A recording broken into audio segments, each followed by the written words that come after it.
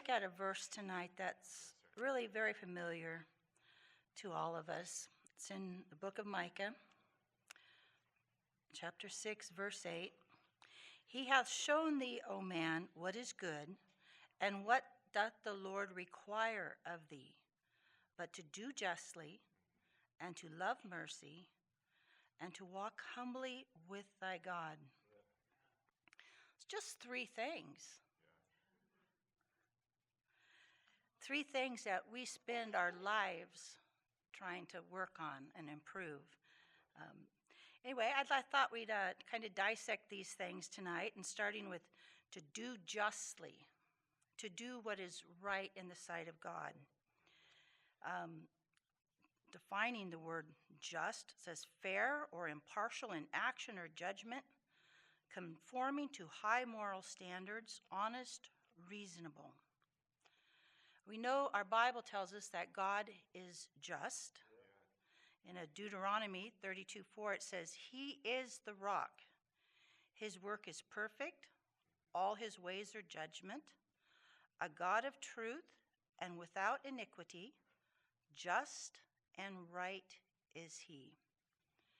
You know, as you travel around the world or look at other religions, there's a lot of gods. I think when we were in Egypt, they told us they had something like 700 and some gods. The thing is that a lot of their gods get into a lot of mischief. They're always doing very naughty things.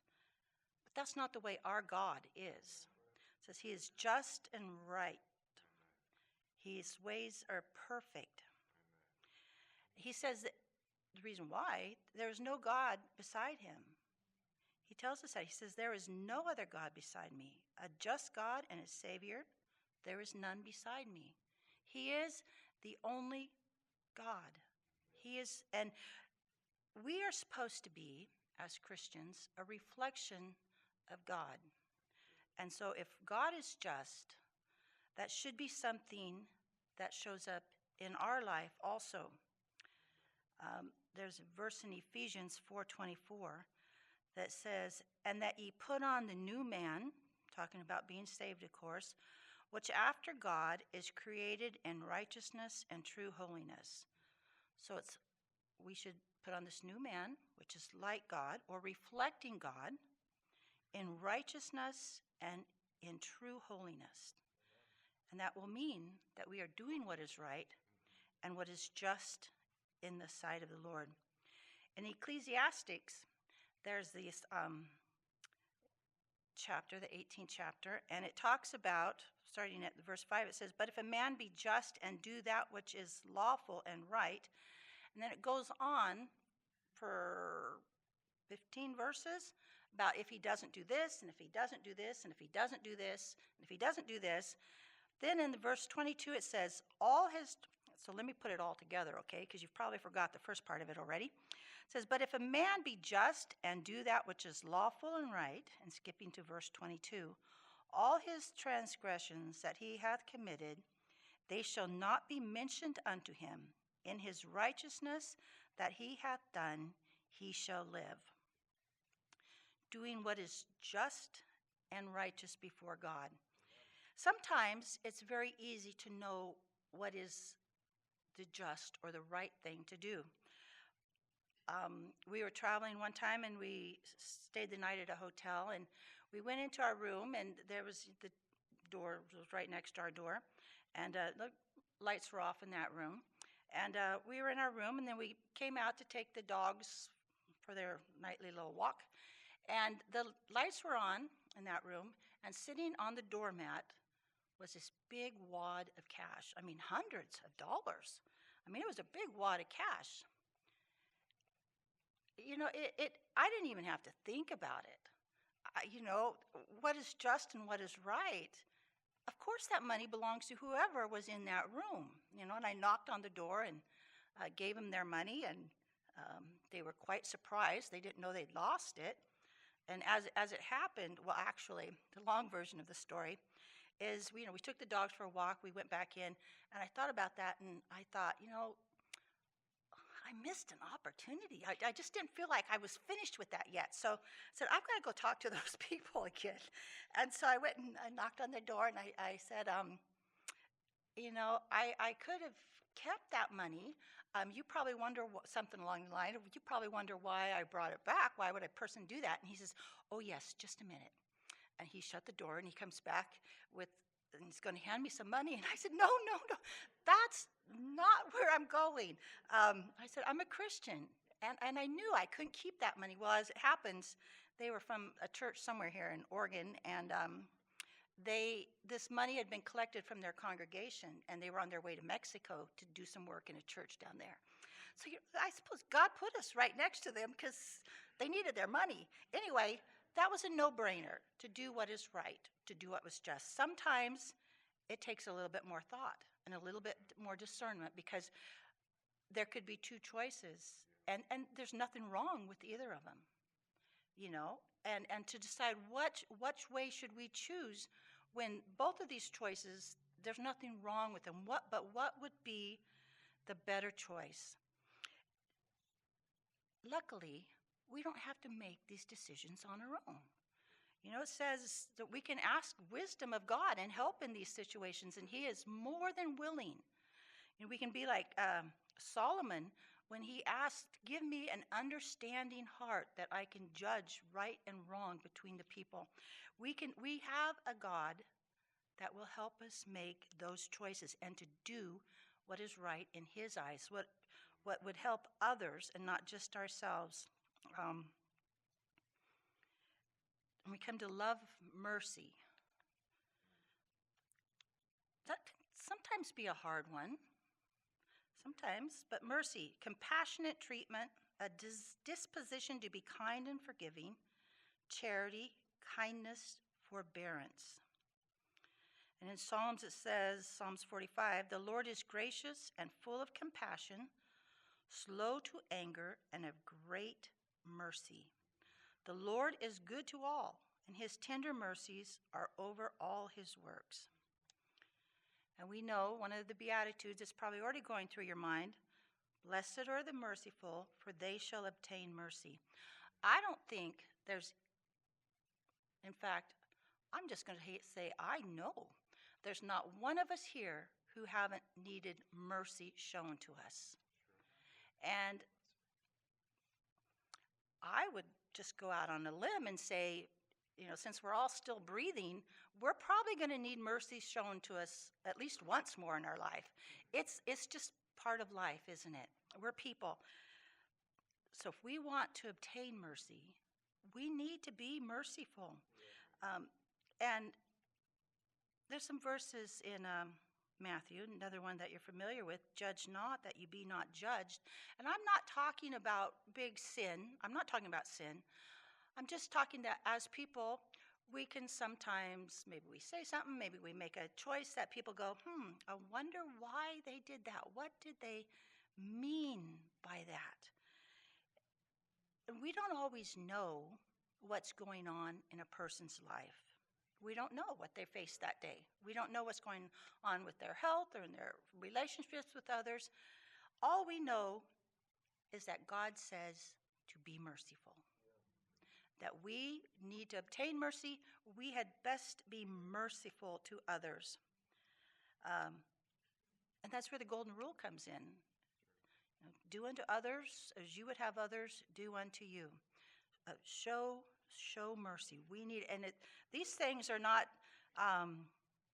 you can do these if you want. These things are required of you to do justly, to show mercy. And both those things have to do with how we treat others around us. This last one, walk humbly with thy God, has to do with our relationship with God.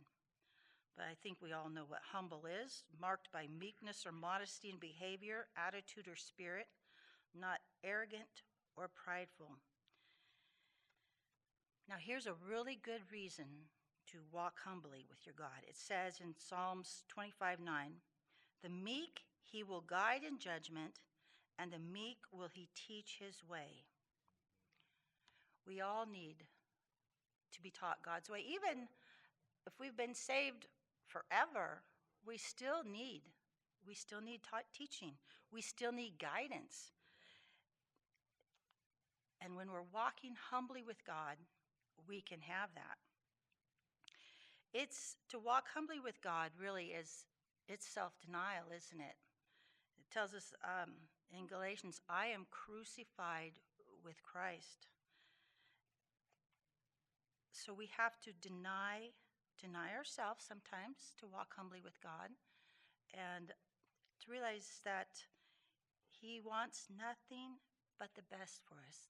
It also says in Luke, it says, Jesus' words, if any man will come after me, let him deny himself and take up his cross daily and follow me. So if we're going to walk humbly with God, we need to deny ourselves, take up that cross, and follow Jesus. In Sister Heidi and Sister Diane both mentioned the difference in their school pep rallies, and I think what they're alluding to, this difference in spirit there and between coming to church or like going to a camp meeting. And I think these next verses explain what that difference is. In Colossians chapter 3, starting at the 12th verse, it says, put on therefore as the elect of God, holy and beloved, bowels of mercy. In other words, mercy needs to be just gushing from inside us. You know, sometimes we stand back and we think, well, I'm gonna wait and see if they deserve mercy. No, that's not what it says. No, it should be just gushing from inside us. The mercy, kindness, humbleness of mind, meekness, long-suffering, forbearing one another, and forgiving one another. You could ask my husband. Sometimes he has to forbear with me and forgive me. We're people, we will. That's just people, but we try the best we can. It says, if any man have a quarrel against any, even so Christ forgave you, so also do ye. And above all these, put on charity, which is the bond of perfectness. Charity is very needful. And that's what's missing in those school rallies is charity. I'm a grandmother. I think you all know that. I'm a very fond grandmother. And if my grandchildren ever misbehaved, which they won't because they're pretty near perfect kids, but if by any chance they did, their Grammy is going to just make 100 excuses for them because I love them. And I might not be quite so willing to make 100 excuses for somebody else's grandchild, but you know what? I need to work on being willing to do that, don't I? Because that's the bowels of mercy, and it's this charity, which is the bond of perfectness. It goes on to say, and let the peace of God rule in your hearts, to the which also ye are called in one body, and be ye thankful. So, do justly, love mercy, walk humbly with our God, and above all these things, put on charity. It's a lifetime process. You know, we constantly, we had a really good sermon recently on humility and being humble. And one thing that stood out, or I'm sure I caught lots of things, but one thing I paid particular attention to caught my attention, was he said that the minute you think you're getting, not his exact words, paraphrasing, the minute you think you're getting the hang of being humble, you got to start all over because you haven't got it. It's a work. All of these things, we will be challenged on all of them, but remembering that we need God's mercy. It just helps us to be merciful to others, to do justly to others, and we can do those things when we walk humbly with our God. We're going to stand and sing song number 431.